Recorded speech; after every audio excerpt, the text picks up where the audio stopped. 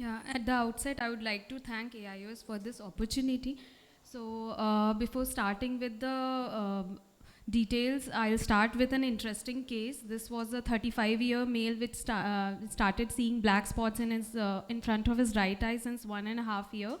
So patient has been having similar complaints in the past and he had shown to 3 to 4 different ophthalmologists, and every time he was given either IV or oral steroids. So on searching the old records, you see there was that exudate seen on the macula, there was some subsensory fluid, and he was given systemic steroids at that time. Later on, he went on to develop subretinal abscess in the nasal area, and again, when they did the investigations, the MANTU came negative, and the quantiferon gold TB again came negative, and on consulting with the pulmonologist, they again started with IV steroids. So when he presented to us, there was multiple choroiditis patches could be seen, and on OCT we saw there was some vitreous cells, there was some retinal fluid also, so the disease was still in the active stage. So again, we repeated few investigations, and again all the investigations came out to be negative. The CBC was normal and quantiferon gold TB was again negative. So on the basis of clinical picture and investigations, we diagnosed it as presumed ocular tuberculosis, and we started him on anti-tubercular treatment. So on his first follow-up, the vision also improved significantly, and we continued the ATT, and he had not been complaining of any recurrence of his symptoms since then. So as we all know, tuberculosis is a great mimicker, and it can present as for anterior and posterior segment involvement. In anterior segment, we can have lid granulomas, necrotizing scleritis, sclerokeratitis, and episcleritis. Again, you see there is diffuse scleritis in this 35-year-old female with history of fever and night sweats, and again the MANTU was positive. So in anterior uveitis, you will have multiple nodules. You can, especially the Kopes nodules, mutton fat precipitates. Also, you can see tubercular granulomas in the AC angle. Again, in intermediate uveitis, you will have blurred vision with floaters, snowball opacities, and peripheral vascular sheathing. And posterior uveitis, you can have choroidal tubercles, choroidal tuberculoma, subretinal abscesses, again serpiginous like choroiditis, neuroretinitis, panophthalmitis, and endophthalmitis.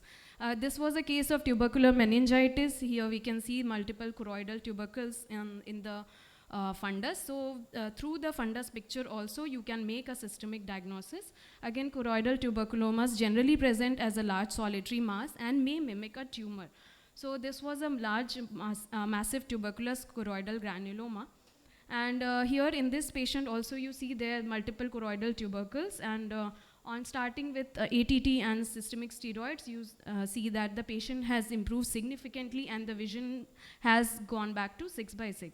Again, this was a 31-year female with solid choroidal choroiditis patch, and again on investigation, the MANTU came positive. Again, many of the patients who can't afford quantiferon gold TB on the presumed clinical diagnosis, we start them on ATT, and usually they respond. As we all know, tuberculosis is endemic in India, and almost 20 to 30% patients come out to be MANTU positive.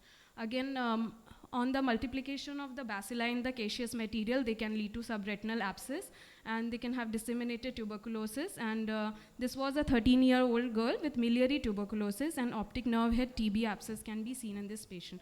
So serpiginous choroiditis, it is believed to be autoimmune in nature, and relentless progression is seen despite the administration of systemic corticosteroids and immunosuppressive agents, and they usually respond to ATT.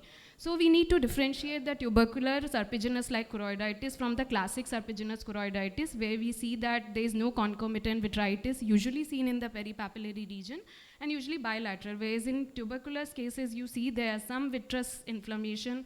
It usually starts in the posterior pole, and asymmetric involvement can be seen. Again, if the patient presents very late, like in this case you see that already it has scarred, so no further treatment is needed as such. Again, if you see multiple paravenous scars, they are pathognomic of tuberculosis.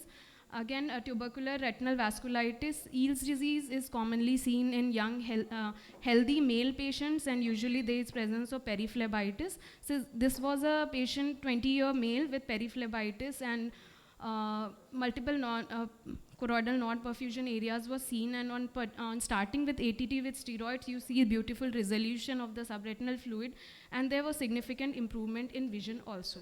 Again, if there is recurrent vitreous hemorrhage, and in spite of giving ATT and on doing lasers also, if the patient is not responding, you might have to go in and do vitrectomy also. Again, in disc involvement, you will see papillitis, papilledema, neuroretinitis.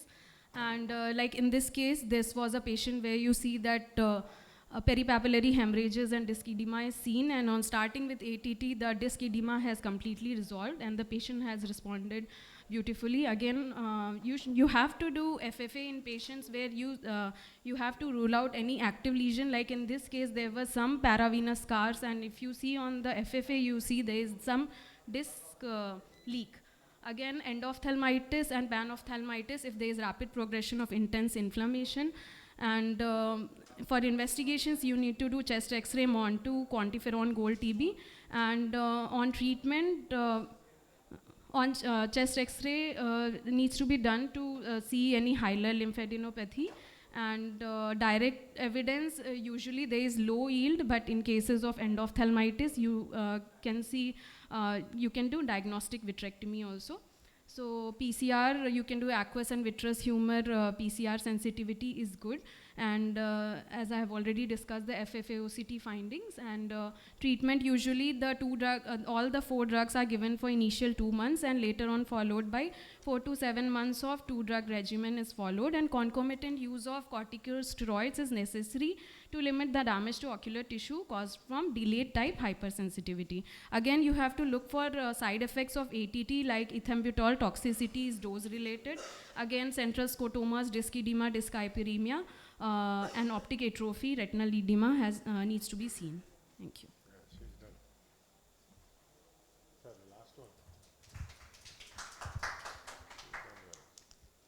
Thank you very much, Dr. Sameeksha.